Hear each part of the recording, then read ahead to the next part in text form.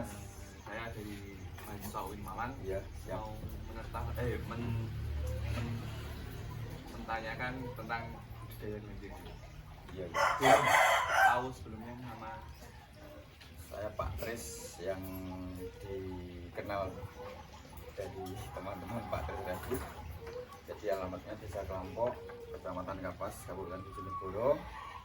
Jadi ini tempat saya dan kandang saya, Mas. Kalau mau tanya-tanya silahkan. Hal kelinci monggo. mulai budaya kelinci ini tahun berapa, Pak? Yang jelas saya mulai tahun 2014, Mas. Jadi saya 2014 sudah mulai terjun di ternak kelinci. Ini awalnya otodidak atau belajar dulu? Saya awal mulanya itu otodidak, Mas, ya. Memang kita kan orang desa nggak tahu untuk perkembangannya gimana lah. Ini saya ceritakan awal mula saya beli kelinci itu 3 ekor. 3 ekor itu jantan 1, betina 2. Saya pelihara dalam waktu 1 bulan. Itu ternyata nggak tahu itu kawinnya kapan, dia itu beranak. Nah, mulai dari situ kita mengembangkan, terus kita mulai upgrade, mulai dari yang biasa, mulai yang bagus, dan saat ini saya beralih di pedaging, Mas. Jadi ini khusus pedaging ya?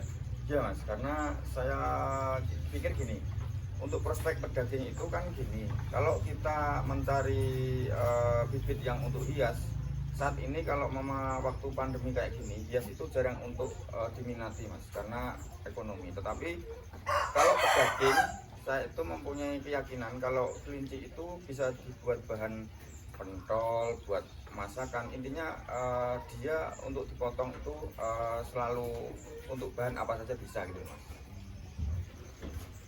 Terus untuk pakannya sendiri ini harus buat sendiri atau? Saya pakan selama ini mendatangkan, Mas, dari Blitar.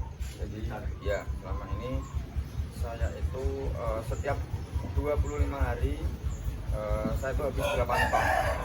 Itu kan karena saya punya relasi ya, saya anggap itu relasi. Itu teman di Rembang, di Tuban, di Lamongan, Bojonegoro pun ada sekitar 6 relasi atau reseller.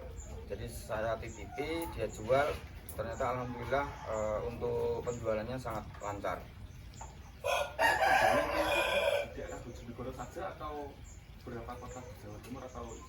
Ini, Mas, ya, kalau untuk kelinci pedaging itu dari berbagai macam kota, Mas. Karena gini, biasanya orang itu kan mencari bibit yang unggul, seperti halnya ini kan jenis haikul sama haila. Jadi kalau umpama kita itu mempunyai barang atau mempunyai kelinci yang jenis potong, biasanya dari Lamongan dia ambil ke sini, dari Pacitan ambil ke sini, dari Tuban. Barusan kemarin itu dari Tuban itu diambil untuk induk 16 ekor. Lalu untuk sapian itu sekitar 27 ekor, Mas. Ya, untuk pembibitan katanya. Untuk perawatannya gimana? Yang jelas kelinci itu butuh perawatan. Yang paling utama kebersihan kandang, Mas. Jadi kalau kita mempunyai ternak kelinci yang seperti katakan ini ya banyak. Kalau kita tidak perawatan kandang kurang maksimal, biasanya mengakibatkan kelinci itu gampang kena penyakit. Jadi selalu setiap hari pagi sama sore saya bersihkan. Betul. Jadi untuk kebersihan sangat diharuskan. Nah, untuk pemasarannya sendiri, Pak Tris, Yang ada channel sendiri atau banyak pedagang atau orang yang mencari ke sana? Yang jelas kalau untuk pemasaran gini, Mas, ya. Selama ini kita punya kelinci itu tidak kesulitan untuk jual. Karena apa? Kita itu mempunyai teman atau mempunyai kawan yang sangat banyak di kota sendiri atau di luar itu. Untungnya seperti ini. Jadi kalau kita mempunyai belehan untuk di kilo, nah itu saya telepon, beliau siap menampung berapapun. Kalau untuk bibitan biasanya kita secara online, Mas. Jadi kalau untuk pembibitan Kemarin juga dari Gresik juga minta bibitan. Jadi masalah penjualan itu tidak ada kesulitan bagi saya. Untuk penjualan kelincinya di umur berapa bulan? Tergantung mas ya, tergantung pembelinya. Biasanya rata-rata itu kalau untuk bibit orang itu kan mencari yang harga agak murah. Yang dikatakan murah itu bukan berarti kita menjual kelinci kita murah, enggak. Umur, jadi patokan kita umur. Katakan kita kalau mau jual bibit umur 3 bulan, kita biasanya jual per ekornya 300 untuk 3 bulan. Kalau untuk 2 bulan setengah biasanya kita jual 200. Itu untuk harga khusus orang-orang paguyuban peternak kelinci Bojonegoro mas. Tetapi kalau untuk orang luar kayaknya lebih beda tuh. Terus untuk jangka waktu dari perkawinan sampai melahirkan itu berapa bulan? Untuk kelinci itu biasanya katakan gini ya, kita kawinkan tanggal 11. Jadi 11 bulan depan dia lahir mas. Jadi sebulan. 1 bulan. Ya, kalau saya biasanya maksimal itu 35 hari maksimal itu. Jadi, untuk proses budidayanya termasuk cepat begitu. Iya, karena kelinci yang saya punya ini minimal dia punya anak itu 7, 8, 9 sampai 10, 11 pernah mas. 12 pun pernah itu. Iya. Untuk nutrisinya sendiri dari pakan atau dari minuman? Yang jelas gini mas ya, kalau masalah nutrisi, kelinci itu kan memang yang dibutuhkan juga protein ya, termasuk nutrisi itu ya. Kalau mama kita itu terlalu banyak protein ya, terlalu tinggi, itu juga tidak bagus. Jadi kurang protein pun juga tidak bagus. Jadi sebenarnya kita harus mempunyai pilihan pakan yang bisa menunjang atau mengimbangi antara protein untuk pembesaran dan protein untuk anak-anak. Jadi biar tidak ada problem untuk kelinci-kelinci kita. Terus untuk memisahkan anaknya dari induknya itu? Jadi gini, itu ilmu saya ya. Saya itu kalau memisah atau nyape, katakan itu nyape, saya itu mulai umur 25 itu sudah saya latih mas. Jadi gini, bukan langsung 1 bulan kita sape, kita pisah sama induknya 100% enggak. Jadi mulai umur 25 hari kita mulai pagi setelah dia nyusui induk itu kita sape, kita pisah. Nanti setelah sore atau malam jam setengah 7 induk saya kasih makan dulu, lalu kita kumpulkan kembali sampai semalam lagi. Itu cara yang bagus untuk dan agar kelinci yang anak-anak tadi tidak stres mas. Sendiri. Iya betul betul. Terus sekian banyak ini penjaganya berapa ya? Biar maksimal untuk Jadi gini ya, saya ini memang kurang pejantan. Jadi kelinci sekian banyak ini pejantannya hanya 4 mas. Sampai mesti heran ya toh? Jadi kenapa? Karena saat ini yang saya uji coba di kandang, setiap 1 jantan itu saya buat ngawin sekitar 5 induk itu selama bareng mas. Jadi maksudnya bareng itu bersamaan dalam jeda waktu aja. Jadi saya katakan kelinci 1 jantan itu saya buat ngawin 5 betina itu ngatasi dalam waktu sekitar 5 jam. Jadi caranya saya mulai bervariasi.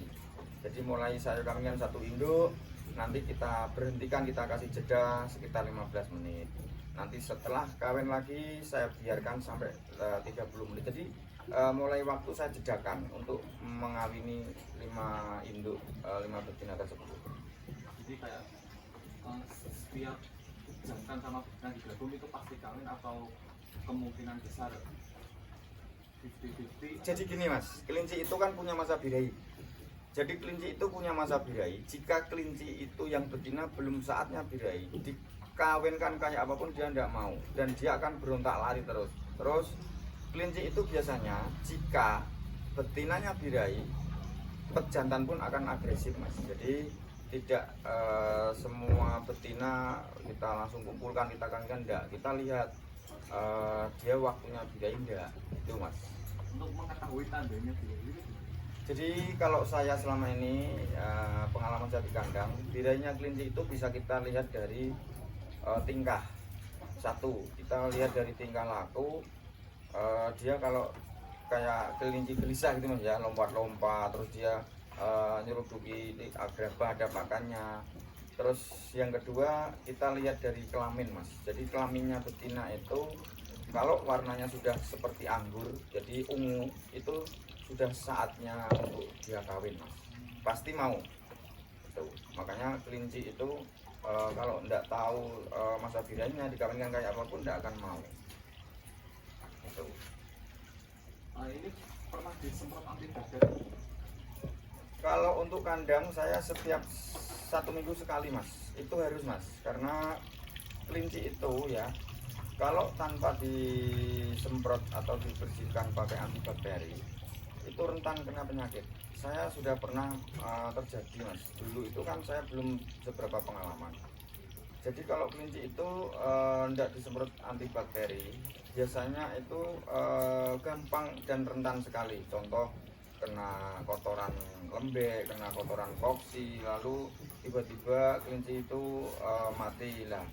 Saya selidiki, jadi pengalaman-pengalaman terjadinya di kandang itu atas dasar pengalaman yang selama ini kita ketahui mas. Untuk perawatan kandangnya sendiri susah apa enggak? Yang jelas kalau untuk perawatan kandang sebenarnya gampang-gampang susah sih mas, karena kita gini ya, kalau mama setiap hari, soalnya sini itu kan tempatnya orang datang, jadi kita harus selalu bersih mas ya. Kalau ada orang kunjung, kalau orang datang itu kan biar enggak terlalu bilang gimana ya, kok bau gitu kan, otomatis kan kita enggak enak. Jadi ya harus setiap hari itu kita bersihkan, kita semprot pakai E4 juga, fungsinya untuk menghilangkan bau-bau tersebut. Sebelumnya untuk Jaya ini pernah mengalami kerugian atau? Saya pernah mengalami kerugian itu karena gini mas, waktu itu induk saya sekitar 70, itu saya mempunyai sapian sekitar 300 berapa ya, sapian itu 320-an mas ya. Saya itu mikir gini, kalau umpama semua itu tidak mati, itu akan menghasilkan uang lah. Saya anggap rugi itu karena apa? Sapian sekian banyak itu mati karena ya tadi yang saya katakan, untuk semprot antibakterinya kita abaikan. Ternyata selama terjadi seperti itu, kita mulai timbul pemikiran, kalau kita itu tidak teliti, berarti anggap saja kita itu menghilangkan rezeki yang akan kita terima. Itu ceritanya. Jadi faktor X-nya cuma bakteri. Betul, jadi semua yang ada di kelinci itu fungsi atau yang menjadi kita menjadi kita merugi itu karena satu dari bakteri, karena bakteri itu sangat jahat untuk menyerang kelinci, sangat cepat. Kita pernah terjadi pagi masih sehat, malam ternyata sudah geletak lah. Saya selidiki, ternyata itu timbul dari bakteri. Kesalahannya saya sendiri karena tidak pernah menyemprot kandang dengan antibakteri. Siapa? Terima kasih pertanyaannya sama jawaban-jawaban yang sangat menginspirasi. Terima kasih. Iya mas, terima kasih mas.